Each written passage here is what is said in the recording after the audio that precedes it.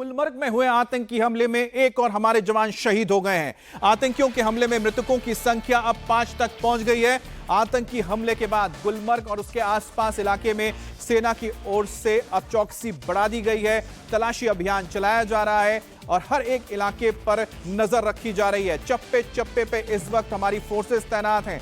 हर आने जाने वाले गाड़ियों की चेकिंग की जा रही है। गुरुवार की शाम को गुलमर्ग में आतंकियों ने घात लगाकर सेना के काफिले पर हमला किया था, जिसमें 3 जवान शहीद हुए। सेना की मदद करने वाले 2 पोर्टर की भी जान चली गई। हमले में जान गंवाने वाले मृतकों के घर में मातम पसरा है, लेकिन साथ ही जो सेना है वो अपना मन बना चुकी है कि इसके लिए जिम्मेदार लोगों को इंसाफ मिलेगा और साथ ही साथ गुनहगारों को उनके अंजाम तक पहुंचाया जाएगा। हमारे साथ मंजूर मीर भी जुड़ गए हैं। मंजूर, बहुत ही दुखद खबर है कि जो कैजुअलिटी का नंबर है वो बड़ा है, लेकिन बहरहाल जो घायल है उनकी स्थिति क्या है? और दूसरी बात है कि क्या आतंकियों के बारे में और कोई इनपुट निकल कर आया है?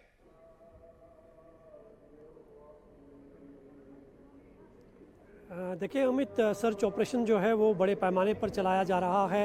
हेलीकॉप्टर्स के साथ साथ जो है ड्रोन के ज़रिए से जो है चप्पे चप्पे पर नज़र रखी जा रही है, क्योंकि ये एलओसी का एरिया है, घने जंगल है। एक साइड जो जंगल का रास्ता है वो शमसवारी रेंज कुपवारा से जुड़ता है और दूसरा पुंछ राजौरी से जुड़ता है। इसलिए ये माना जा रहा है कि मिलिटेंट्स जो है ज़्यादा दूर तक भागने में सफल नहीं हुए होंगे और इसीलिए जो है ऑपरेशन को मज़ीद बढ़ा दिया गया है। चप्पे चप्पे पर जम्मू कश्मीर पुलिस और आर्मी के जवानों की तैनाती की गई है, खासकर उन रास्तों से जहां से ये संभावना जताई जा रही है कि मिलिटेंट्स फरार होने की कोशिश करेंगे। वहां पर बड़े पैमाने पर सर्च ऑपरेशन चलाया जा रहा है। निसंदेह ही एक बहुत बड़ा मिलिटेंट हमला हुआ है, जिसमें सेना को 5 जवान जो है, 2 पोर्टर और 3 जवान खोने पड़े हैं। इस तरह के लेकिन जैसा आप बता रहे हैं कि पहाड़ी इलाका होने की वजह से बहुत दूर तक ये जो हमलावर हैं आतंकी भाग नहीं सकते और जिस तरह से इस वक्त तलाशी अभियान चल रहा है उससे जाहिर है कि बहुत ही जल्द ये आमना सामना हो जाएगा। फोर्सेस के साथ अब नजर बनाए रखें।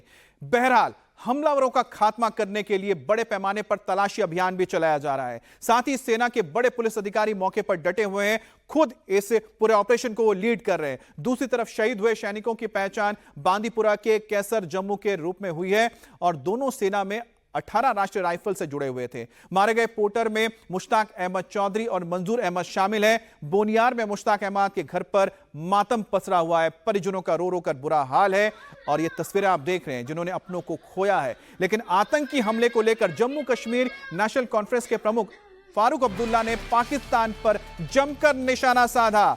फारूक अब्दुल्ला ने कहा कि मैं 30 साल से देख रहा हूं कि निर्दोष लोग मारे जा रहे हैं। हम पाकिस्तान का हिस्सा नहीं बनने वाले हैं, तो वो ऐसा क्यों कर रहे हैं?